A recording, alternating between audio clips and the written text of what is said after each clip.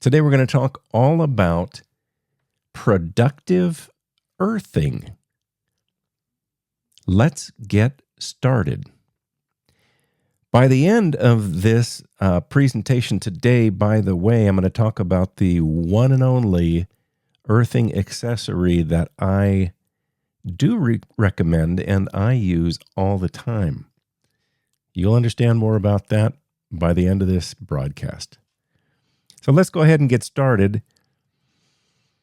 A little bit of context before we get going now, beginning, about 200 years ago, maybe a little bit less than that, and proceeding at an ever-accelerating pace, we've traded the helpful and nurturing electromagnetic environment provided for us since the beginning for an EMF environment completely foreign to life on Earth, one filled with alternating current electric fields, alternating current magnetic fields, and dirty electricity, as well as radio frequency radiation. Along with these things came all the diseases of modern civilization. What was it that we got in return for that bargain? Well, we got increasing levels of convenience. We were able to do more things faster and more efficiently, more easily. Is that worth the trade-off? We also got amusement, so we could listen to our favorite programs. We could watch our favorite YouTube channel. And I'm talking about wirelessly as well. And something called stimulation. This has, by the way, been the single attribute capable of addicting to people to things like cigarette smoking, for example, and many other things. But the combination of these three, the convenience, the amusement, and the stimulation, seems to be an unresistible combination.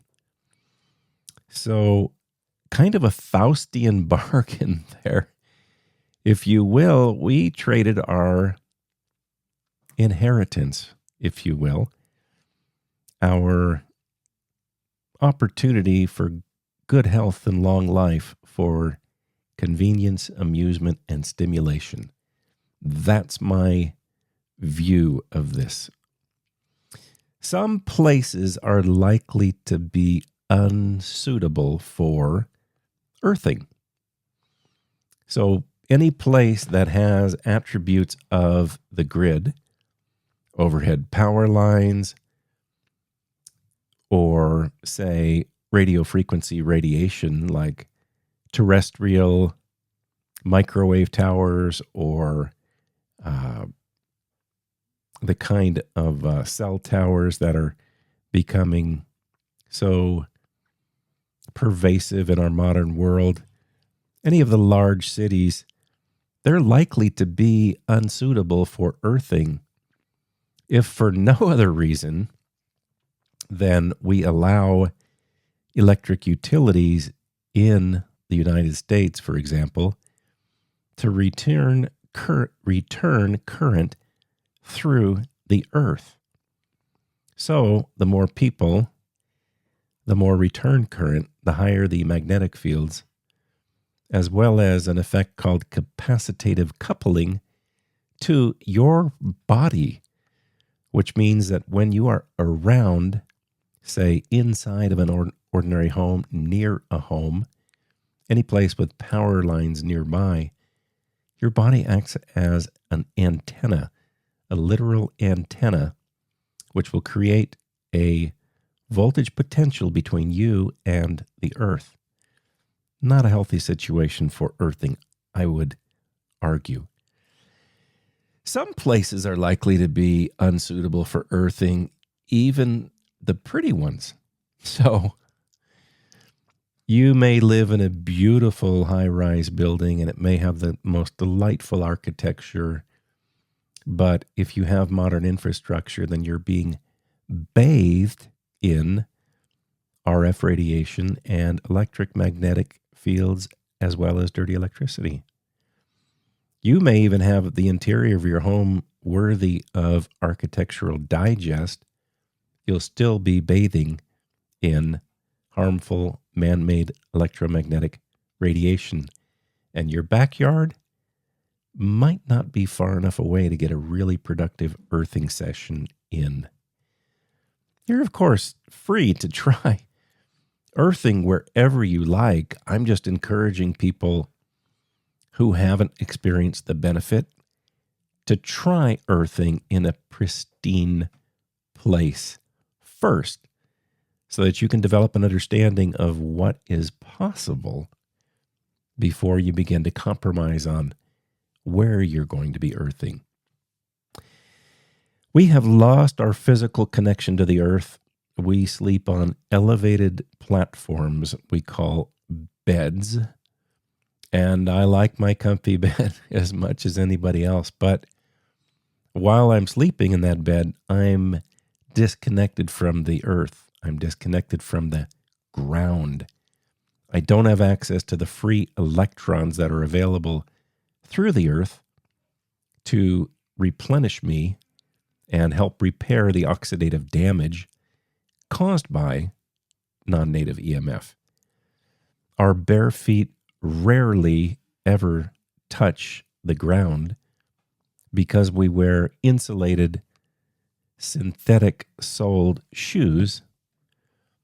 We can't get electrons directly from contact with the earth as we have throughout time. There is a book in its second publication, in its second publishing, called Earthing, the Most Important Health Discovery Ever, written by Clint Ober, Stephen Sinatra, MD, and Martin Zucker. Notably, by the way, the foreword is by James Oshman, PhD, author of Energy Medicine, The Scientific Basis. Here's a quote from that book. Quote, "This book documents how reconnecting and grounding the body consistently produces these and other common benefits: rapid reduction of inflammation, rapid reducing or elimination of chronic pain, dynamic blood flow improvement to better supply the cells and tissues of the body with vital oxygen and nutrition, reduced stress, increased energy, improved sleep, accelerated healing from injuries and surgery." I know, it sounds too easy, but here's the thing. It costs nothing to try. So what do you have to lose? If you're interested, if you want to give earthing a try, I'm going to encourage you begin by doing it right, so you really get a feeling for what the potential is for earthing. Each day, choose a pristine place, far from the electrical grid and RF radiation sources.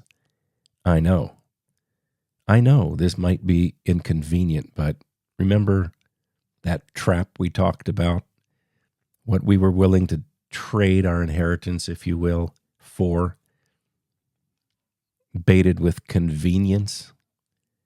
Maybe a little bit inconvenient, but consider how we've traded so often convenience for greater exposure to non-native EMF. Put your bare feet on the surface of the earth and relax for a while. That's it. How hard is that? How little we make time for doing that. It sounds incredibly simple. Even better, if you have the opportunity, put your bare feet, or for that matter, your entire body in the ocean. A lake, a pond, or a stream would be okay. Nothing better than the ocean, though. Prepare to be amazed. Really. There is a reason that people suffering from electromagnetic poisoning, people like me, speak so highly of this technique. By the way, I don't know if you caught last week's interview and the week before. We had a 2-part interview with Shannon Rowan. She's the author of Wi-Fi Refugee. She's been poisoned by man-made EMF and has known many people in her travels who were poisoned as well. She chronicles those in her book. She was kind enough to share in our interview the things she thought were most helpful for helping her gain resilience in her recovery, her ongoing struggle with exposure to non-native EMF. One of the things she mentioned was grounding. And not only that, she volunteered the importance of doing so in a pristine place. If you haven't heard that interview, I'd suggest it. So what we're talking about is barefoot contact with the earth in a pristine place. It doesn't matter if it's the snow is just melting and you got a few wildflowers poking up through the earth and you can't wait to get your feet out there and get them on the earth.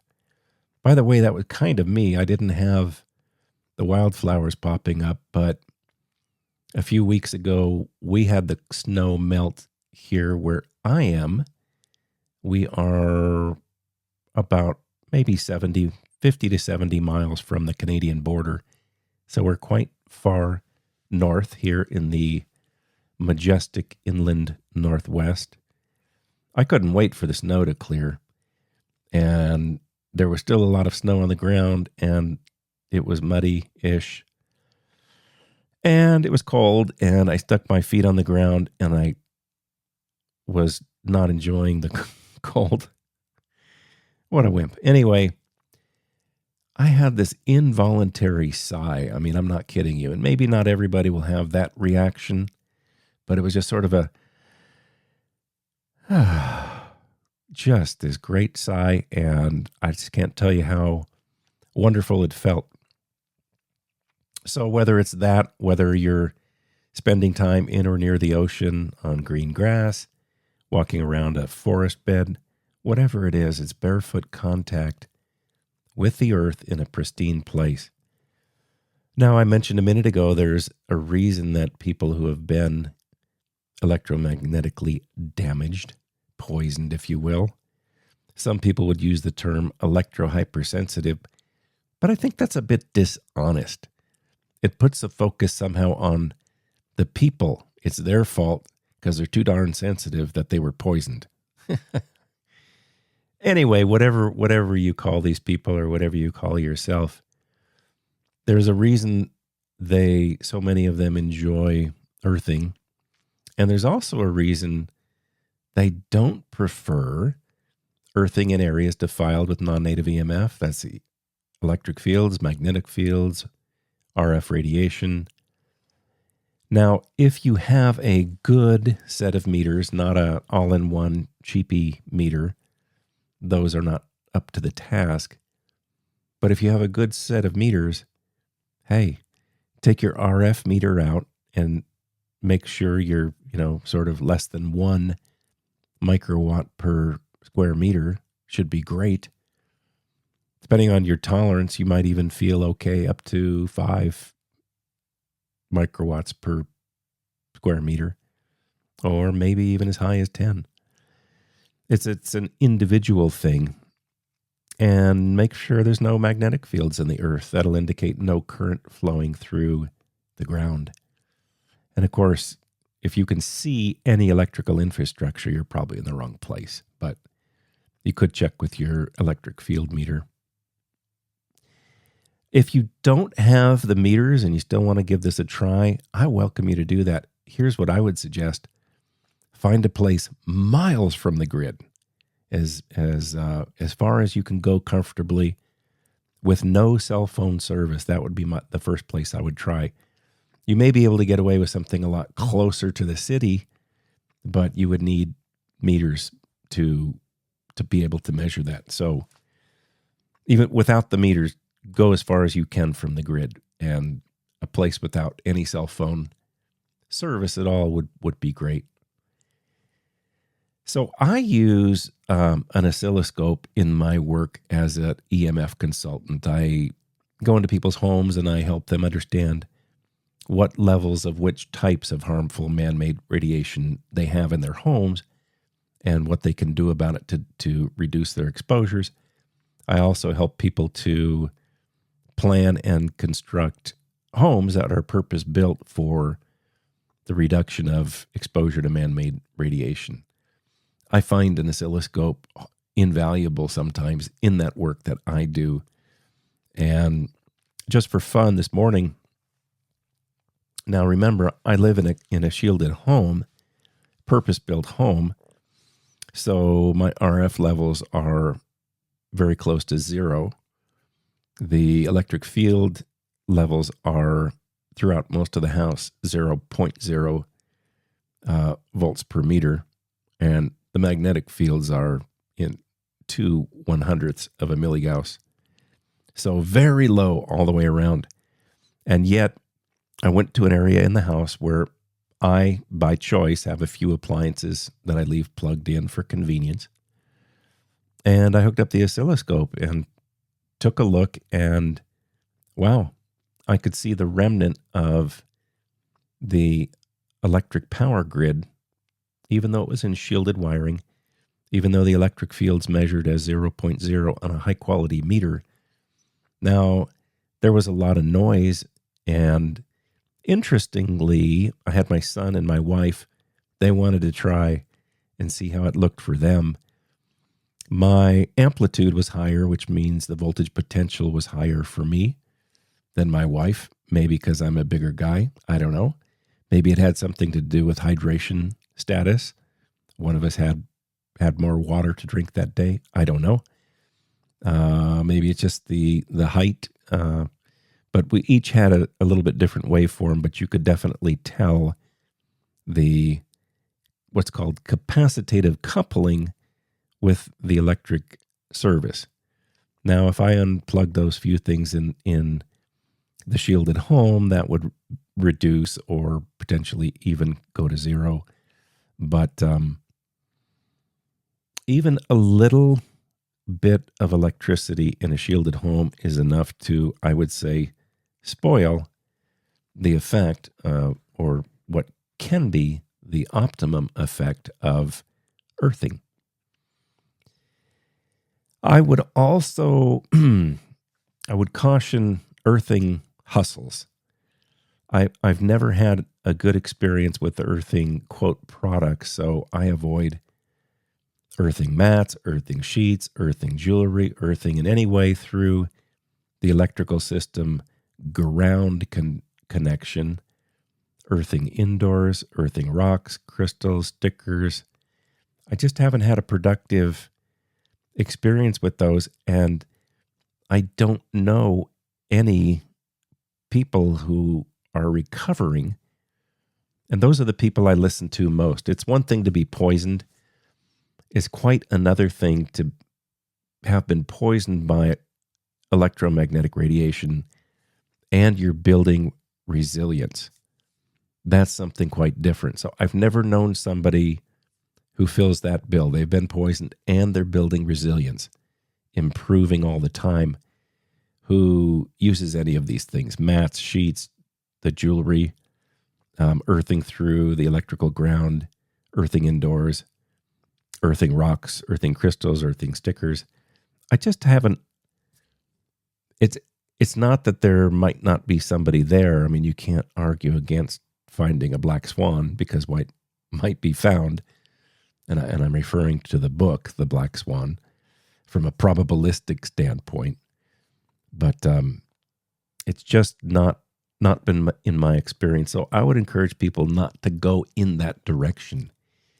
It is appealing to think that you can accomplish productive earthing through a shortcut, through a more convenient way. But I would encourage you to try it in nature.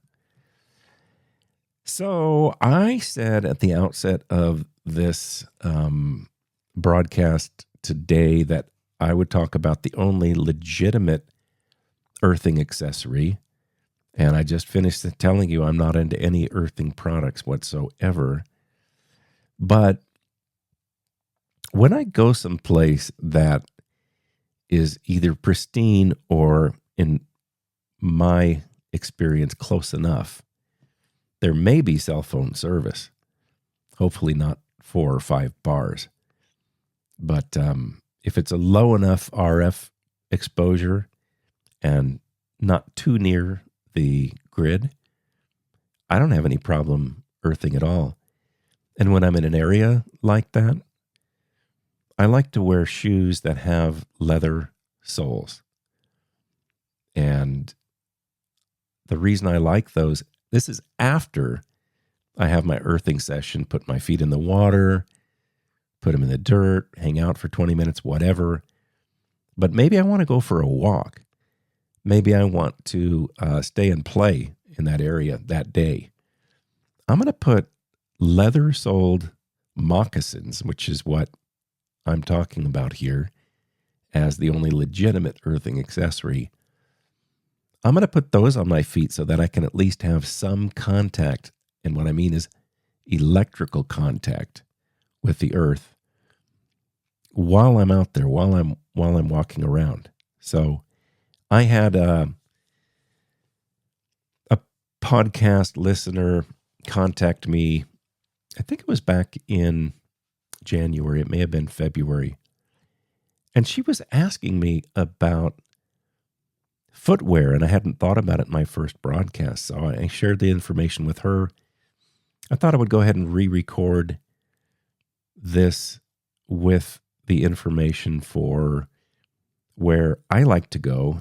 I've been doing business with a gentleman who hand makes these type of moccasins, and he also alters other footwear and makes that available. So I've been dealing with him personally for a couple of years. I like his products. He's somebody I'm comfortable supporting, and I want to share the information with others that might find it to be helpful.